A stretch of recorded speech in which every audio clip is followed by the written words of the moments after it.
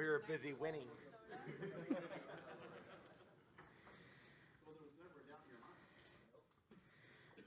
All right, we are now joined by two-time NASCAR Cup Series champion Joey Logano, driver of the number 22 Team Penske Ford. We'll go straight to questions. We'll go to Jerry and then Zach. Jerry Jordan, KickingTheTires.net. I'll follow up on my statement. There was never a doubt in your mind. What was it like during the race? You pretty much dominated. Yeah, I mean, we had a good car, and I told the guys after we put on the pin the other day, I said, well, we got them down, now we put our foot on them, right? And that's the attitude you got to have, right? It's just what it is when it comes to this level. Your feelings are checked at the door, and then it's all about winning and nothing less than that. And so when you get this far, I said it all week, we weren't satisfied with being in the championship 4. There's nothing to celebrate for us. We've been here before. We know what it feels like to lose. And it's the worst feeling in the world, if I'm being honest. And winning is the best feeling in the world. So it's great to be able to accomplish it. I said that this is revenge for 2020. It certainly was something that's going to stick with me for a while. So just super proud of this race team, super proud of everybody on it. Not just the 22 team, but everybody that puts a bunch of effort into this, right? You think of everyone at Team Penske, everybody at Roush Yates, everyone at Shell and Pennzoil, at Ford, everybody that really supports us, and not just them, but their families, right? You guys know how it is. You're gone and you're on the road all year long. It's a grind, right? And if you have kids, your spouse is pretty much raising your kids alone. It's hard, and it's not just for me that way. It's everybody that's on this whole series all year long. So in hopes that you win a championship. So.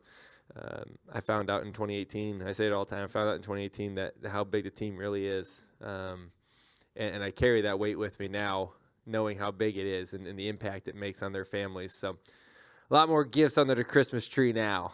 So I'm excited about this.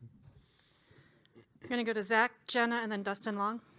Zach Sterniolo, NASCAR.com. Joey, first of all, congratulations. But also, you're now a two-time champion. There's only one other active multi-time champion. What's the significance of having a second now and chasing more?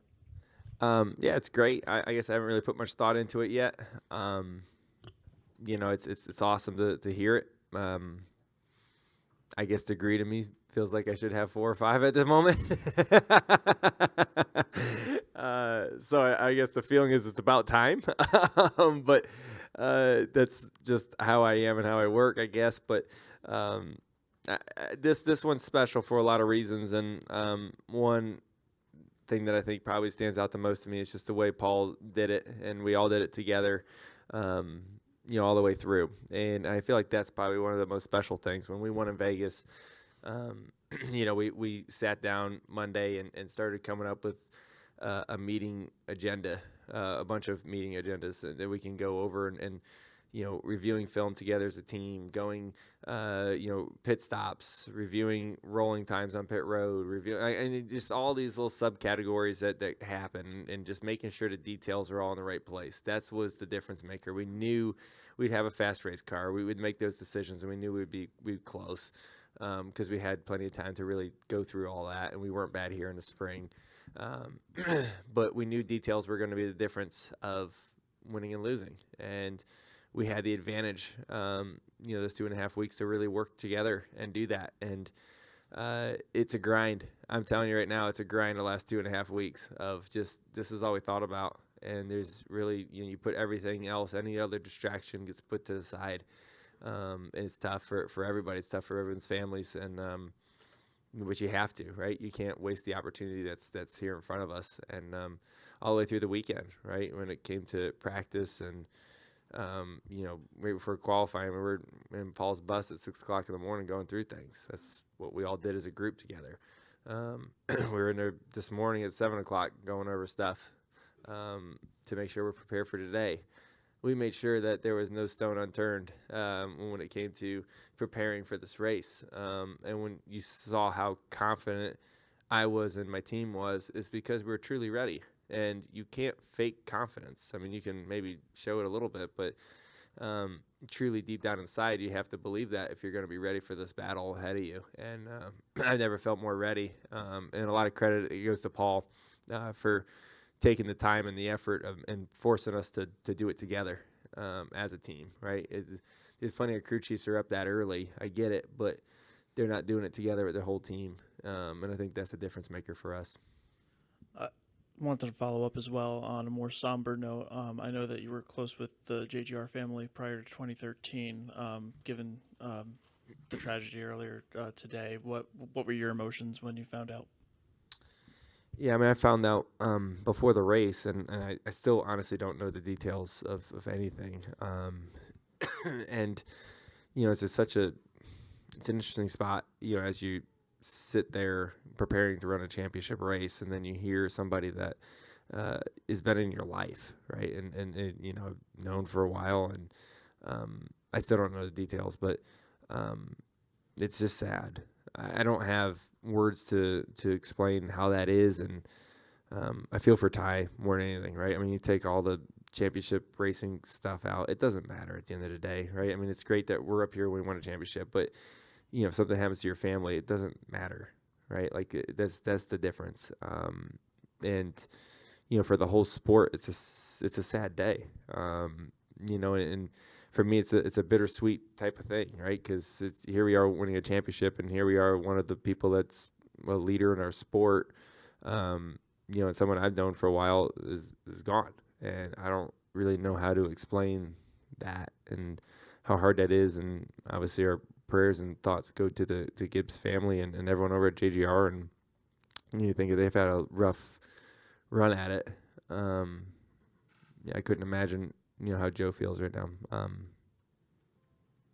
Yeah, I don't really know what else to say. It's just, that's hard. I couldn't imagine. I don't know what it's like, but you know, for Ty to lose his dad, I mean, it's just hard. We'll go to Jenna, Dustin Long, and then we'll check in upstairs in the press box. Jennifer, AP, congratulations, Joey. Roger was in here. He said that when Brad was leaving, he told you that, like, you're now the veteran. You know, you're in charge. You got to step up. What did you do to meet that request of his? Yeah, I mean, I wouldn't say it's just me. You know, it's stepping up. I feel like Blaney stepped up a lot, and Austin is a good leader right off the bat too. And with this next gen car, you know, yes, my experience is valuable because I've been around a long time and I know how things work and I know the sport works and those type of things. That's all well and good, but I had to unlearn a lot of things when it came to the race car itself. So, you know, I feel like I'm not the type of leader that wants to be on a pedestal above everybody and say, hey, I've been here the longest, listen to me. Like, I don't, that's not how I do it. It's not how Paul does it. It's not what I think is best. I feel like the best way a lot of times is to really get everyone's opinion and gather it and form your own opinion. And if it's something you feel truly strong about, you fight for it. Right. And then as a team, that's what I want. I want my teammates as drivers to voice their opinions and put something together. When we feel like something's right, we form one voice together. And same thing all the way through it, from TC all the way down. That's what we want as a race team. You know, and that means there's hard conversations. You just have to have them. That's good to have. And you know, as a leader together, that's okay with me. I'm fine with the tough conversations. I love tough conversations. They're better. If you ask me, it's what you always need. That's where growth comes from. It doesn't come from shoving things underneath the rug. So this is great, and this is where the hard conversations happen, right? When they come to championships at the end of the day. And when you think of what Penske was able to do this year as a team, win an IndyCar championship and the Cup championship the same year, never been done before. That's a really special thing. So I don't know what they have planned for this one, but I'm sure it's going to be a fun off season for us. Thanks. We'll go to Dustin Long to the press box, and then we'll go to Dustin Albino. Dustin Long, NBC Sports. Joey's your reference. On a day that Ty loses his father, your son got to walk with you to go get the checkered flag, get in the car, do donuts, ride to victory lane, and be a part of this celebration. What does it mean to be able to do that with your son, and the perspective that it happens on a day like this with fathers and sons? That just goes to prove that you got to cherish every moment in life. You don't know when the next one happens, right? You don't know when your number's called. You just don't. And it's we always say God has a plan, and I agree with that, but it doesn't make it easier, right? And so it's challenging for a lot, and for me, having Hudson with me, and we left Jameson and Amelia at home just because this time change we tried to make this happen. We really did, knowing that we won a few weeks ago. We tried to put him on West Coast time. Turns out Jameson wakes up at 5 a.m. no matter what time you put him to sleep. You can put him at 10 or 6:30. He wakes up at 5 a.m. And he's a machine. So we said, you know what? You're staying home, bud. Love you. But Hudson can sleep in a little bit, so that's good. And so we brought him along. And honestly, ever since Kevin took Keelan in Michigan for a ride in the car, I said, I want to do that. Like, I always wanted to do that just because, I don't know, it's cool. Like, my Hudson and I, he's my oldest, so we have a connection there, and he's 4. 2-year-olds still harder to get there as they get older. You get to a point where you see their interests and stuff. And Huddy, we every night before he goes to bed, he wants to talk about race cars, and he wants to talk about his go-kart in the backyard. And we have a connection of we read car magazines. That's his bedtime story. He wants to go through classic car magazines, and so he's into it. We kind of share. He's just a little me. I see so much of me in him. It's kind of funny. And like I said, I always dreamed of winning with him here because I always wanted to take him for a ride. We go for rides and hot rods all the time together, and it's definitely not the first donuts we've done together. But the first time in a race car, well, not just, but on the racetrack. It's the first time on the racetrack we got to do donuts together. And that's just cool to see him running up there and grabbing the checkered flag. I mean, that's it's hard to explain, right? If you have kids, you understand the love that you have for them. It's truly unconditional love, and to see them smile and celebrate a moment together it's truly the most awesome feeling. And the fact that we can talk about it, right? The first time we won it, he's like 9 months old. Which way was up, barely hold his head up. So now to see him running up there and grabbing the flag and going for a ride with me, couldn't pick a better race to do that for the first time.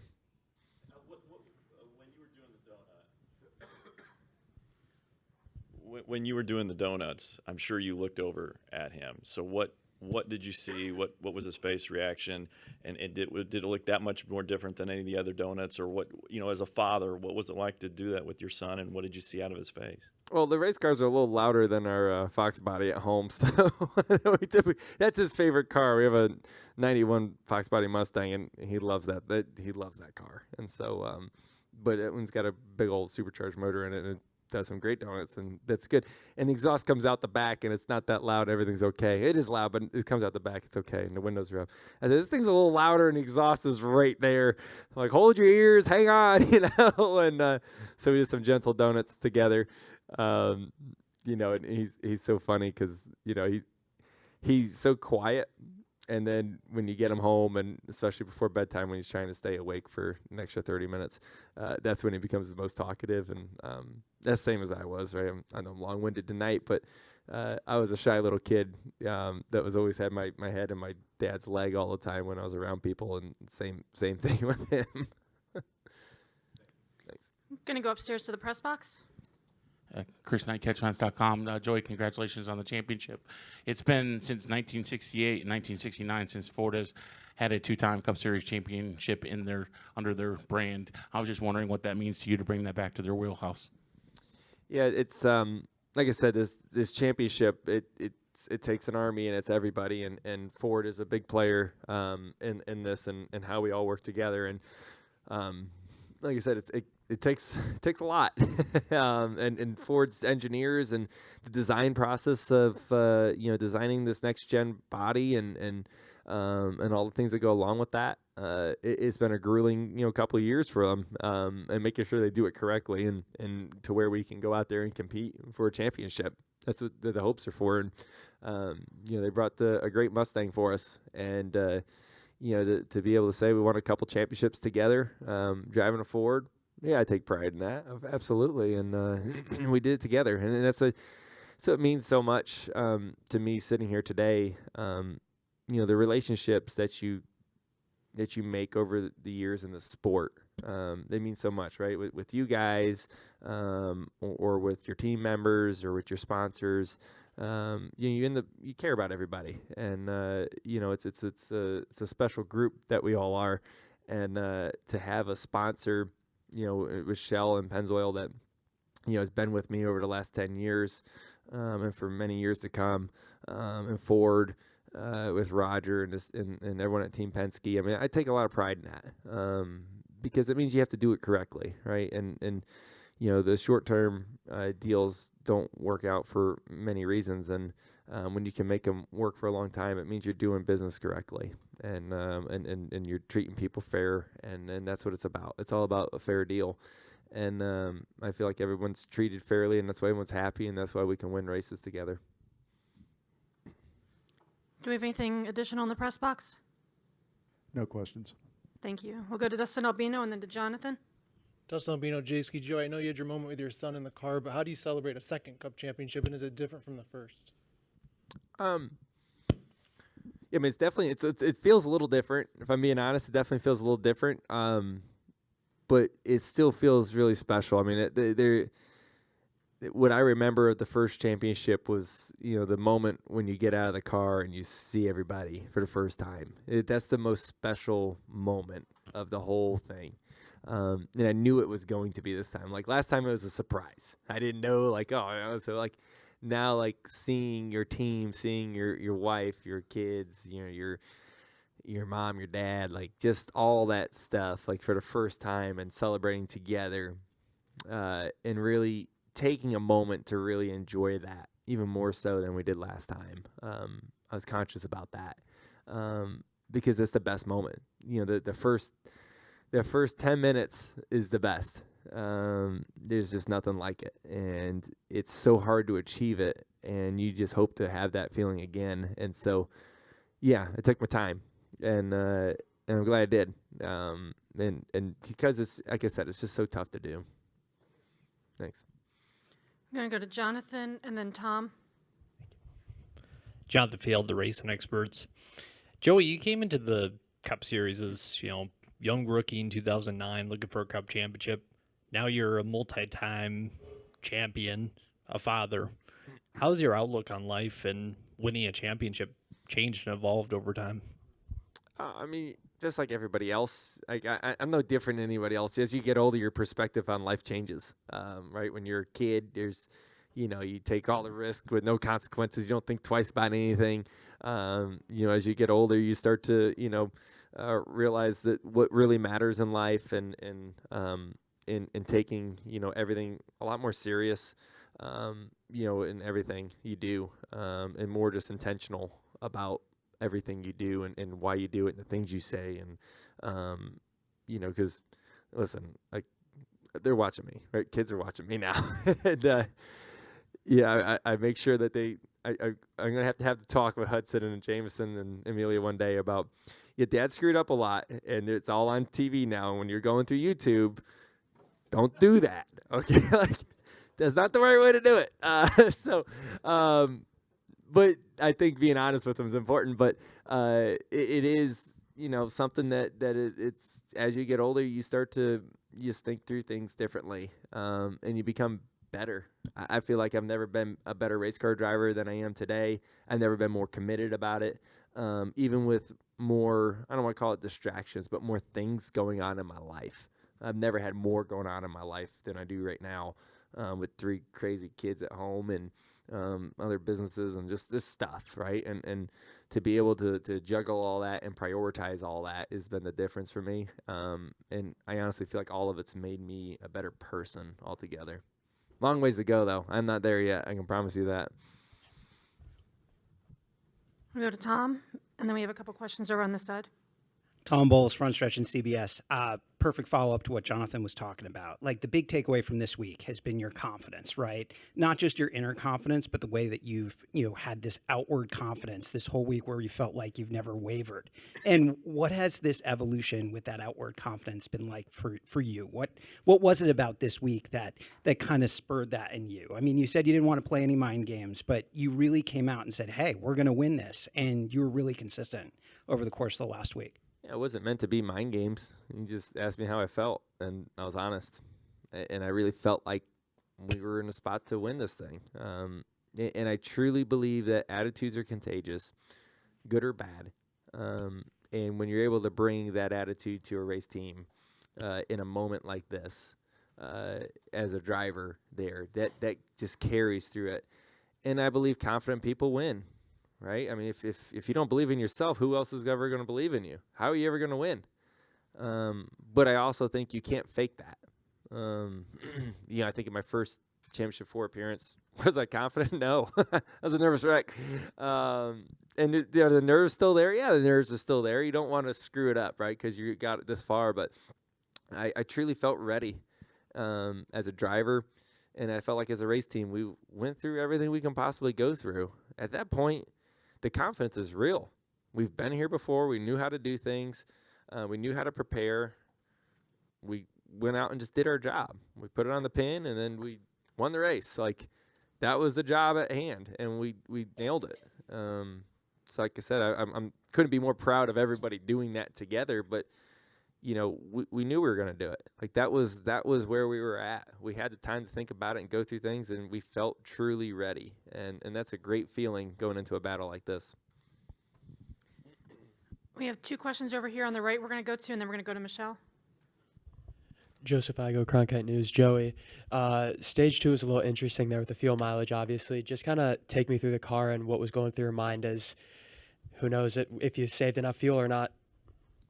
I was going off the information that they were telling me over the radio of have we saved enough or where we're at. And, these days with SMT and stuff, they can see what I'm doing inside the car, right? So they can see how much I'm lifting or shifting or not shifting or short shifting, whatever I was doing in there.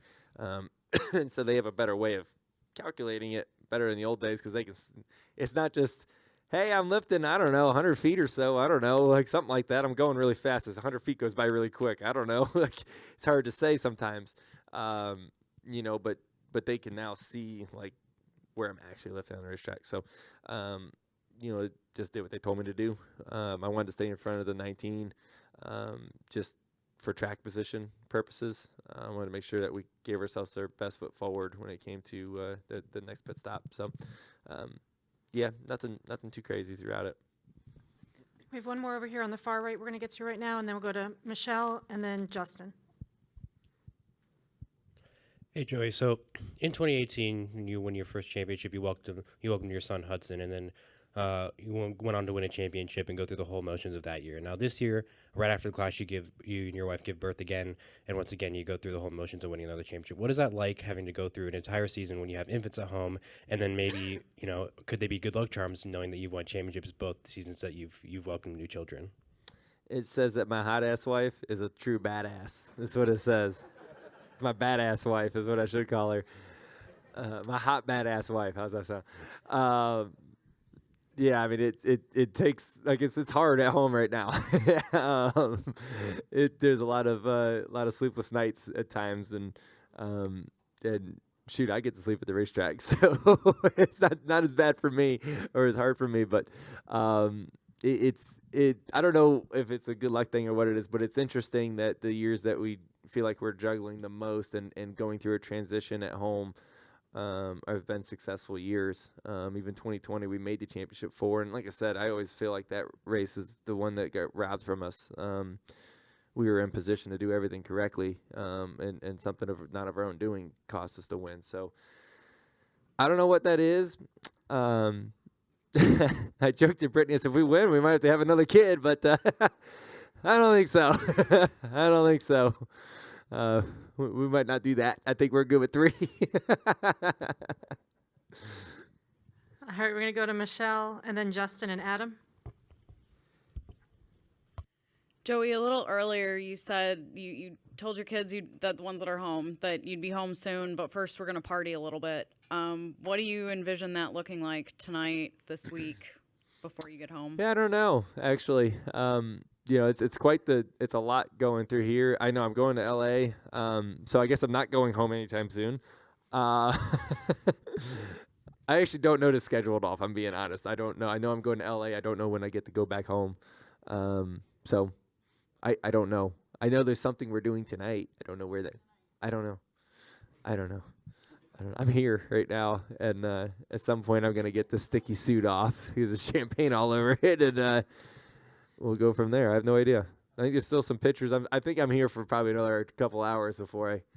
Yep. Before I Couple see. of hours. Yeah, I think I asked you like, how much longer are we here? Yeah, okay, all right. At some point we're gonna party. I don't know when that is yet, or where. Somebody has it figured out. I shouldn't be the person that ever leads a party. I can tell you that much. I'm like the worst at partying, so that might be a good thing. This isn't as entertaining as Ben was last year, so I'm sorry. All right, go ahead, Justin. Greg wants to go to Chuck E. Cheese, apparently. All right. It's kind of weird. Kind of creepy, man. That's what makes it creepy.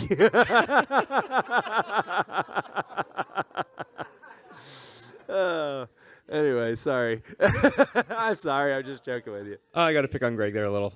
Justin Schuler kicking the tires. Joey, congratulations, obviously. But it's not just your second championship. You just brought Paul Wolf his second championship. I don't think anybody would have thought it would have taken this long for Paul to get his second. So how does that feel for you as a driver, working with Paul and getting him that second championship? I'm just happy for him.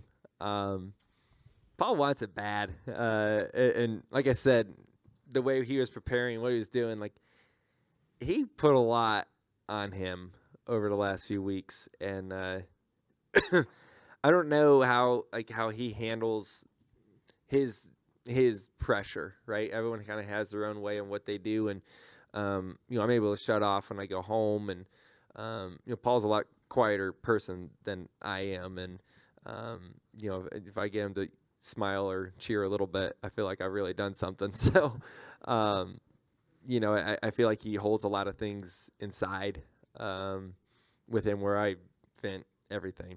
And so it's been I think a tough few weeks for Paul and his family. Like I said, it's hard, and the commitment that he put in the last couple weeks, I know his family sacrificed dad time and husband time to do this. And so obviously I greatly appreciate that. And that's why I'm so happy for him, is because it takes a lot to do it. And hey, here we are. So I know how bad he wanted it. Once you win one of these things, you just want to win another one even worse. And, he's been close, a few times since he won with Brad. So to bring that home with him is special. We're going to go to Adam on the far left and then to Nate. Hey, Joey. Adam Carabine from RacingRefresh.com. A lot is being made about your confidence this week, but I remember actually before the Vegas playoff race, you were telling us that you're favorited every week. And so it seems like you've had quite a bit of confidence all season long. Now, unfortunately, you haven't won 36 races this year. I was just curious about kind of what sort of strategies you use to build your confidence back up after weeks when things maybe don't go the right way. That's a great question, and it is. I mean, as an athlete, you have to mentally be strong. That's the difference with I think an athlete from others, is that they're able to control their mind in high pressure moments, right? And you only learn that over time your own way. You can't be somebody else. Like, I can't be the next Jimmy Johnson or whoever, right? Like, I can only be the best Joey.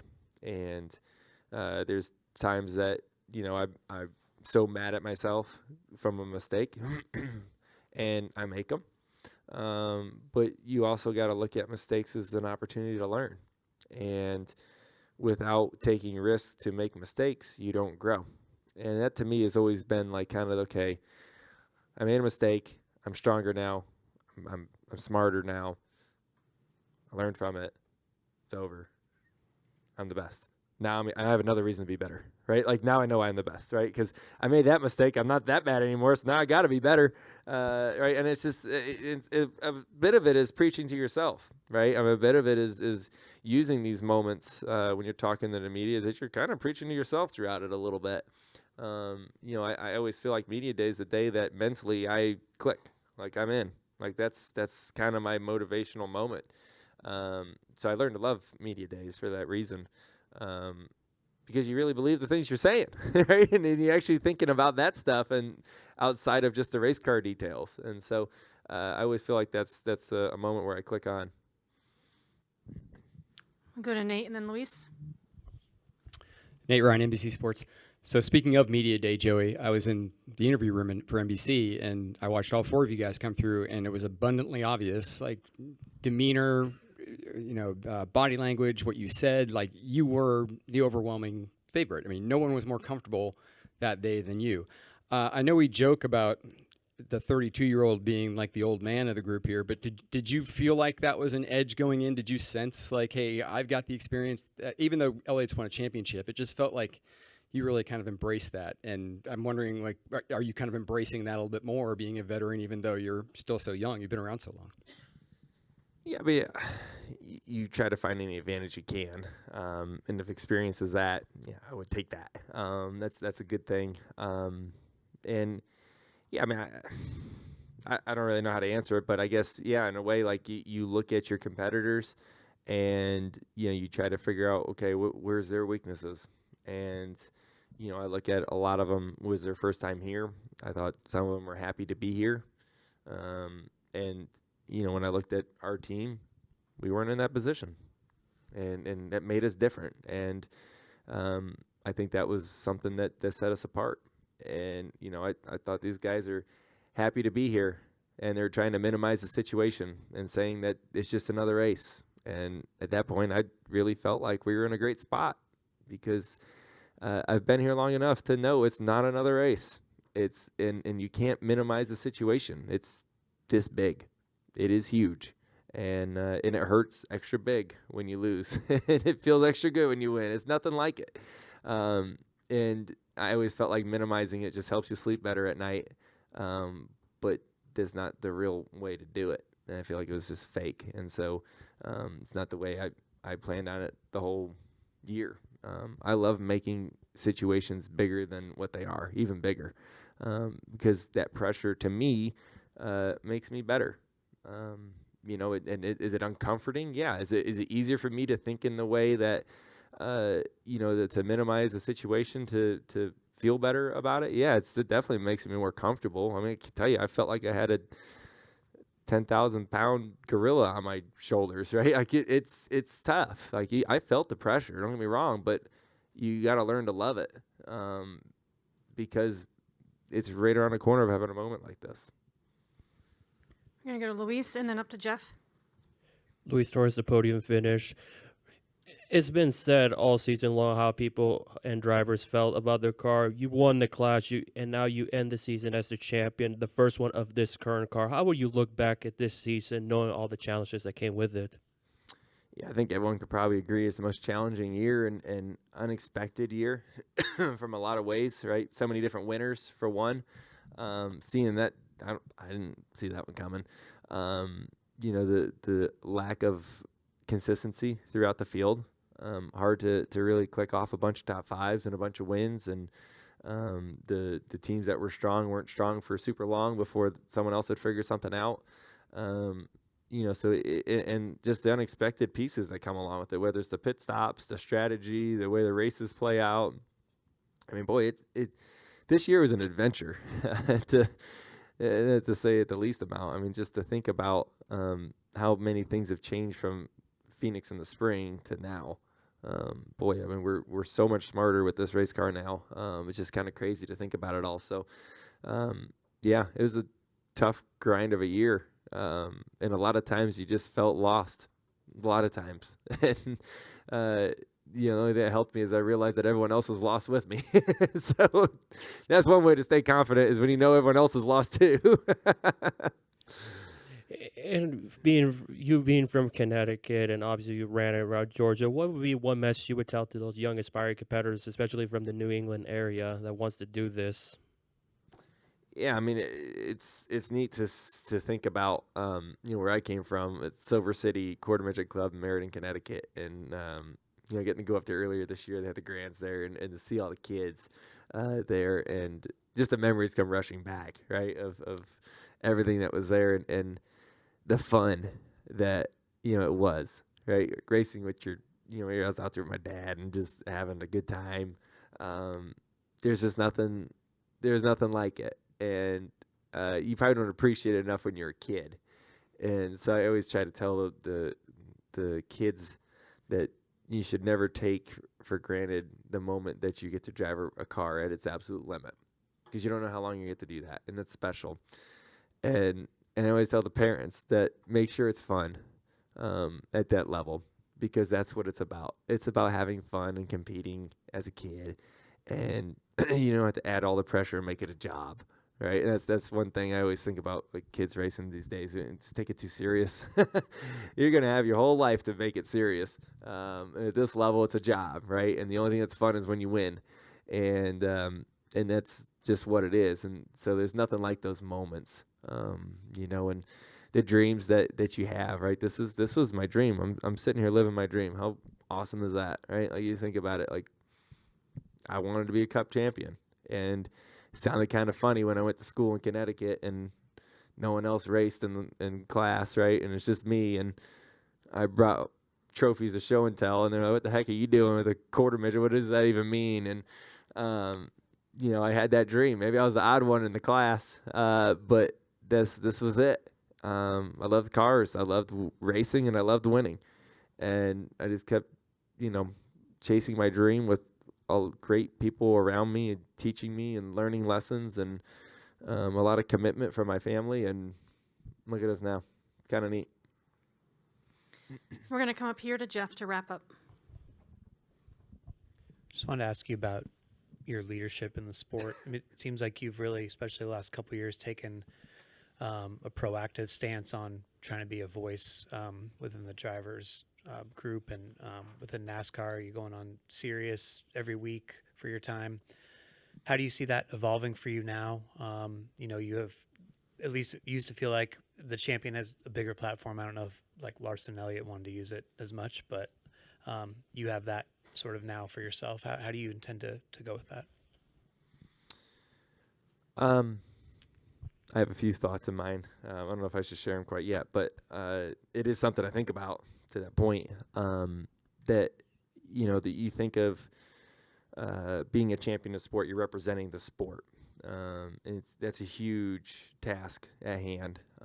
I don't take it lightly, and I want to make the most of it, because I care about us, all of us, right? This is all of our livelihoods, and it's our jobs to make it better than it was the last generation. To me, like, I think of the guys that raced before us, and to think about what they grew our sport into. It wasn't from just driving in circles all day long and ending in the same place, right? Like that. It's pretty pointless when you think of it that way. But when you can really grow an industry together, and have a part of that, right? Like, I don't work for NASCAR, but I have a voice, and I have opinions, and I care about, whether it's the media or the fan experience or the drivers, making sure that things are safe, and working together with that group. The integrity of competition out there. Those are things I think about. This is important, right? We got to hold true to what put us here, but also not be too scared to grow and try new things. And when I think of our sport right now, we're definitely trying new things. New car, new tracks, and you look at the Clash and how big of a success that was. You think of it's been a long time since we had this championship format. Well, boy, has it brought some drama, right? And people tune in and watch it, because just crazy things happen. You can never call the playoffs now, right? And that's because a group got together and came up with this awesome system, this stressful system, right? So there's a lot of things that you do. You get to sit on the board of the the Hall of Fame induction group that helps vote and persuade people on who should be in next year. I look forward to that more this time now that I know what's going on there and how it works. And yeah, there's a few people in my mind that I think deserve to be in there. I plan to voice my opinion on that when I get there. So yeah, I think of things like that, I have the opportunity to take advantage of, and I should. I've been here long enough. I've seen a lot of great things, and we've grown a lot together as a group. So we should celebrate that for one, but we should always keep looking for better. All right, Joey. Well, congratulations on winning your second championship, and go enjoy the rest of the night. Thank you, guys. Thank you. Safe travels home.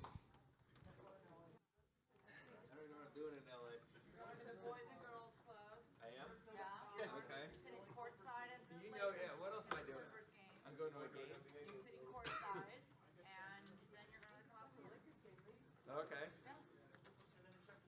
That's funny. See you guys.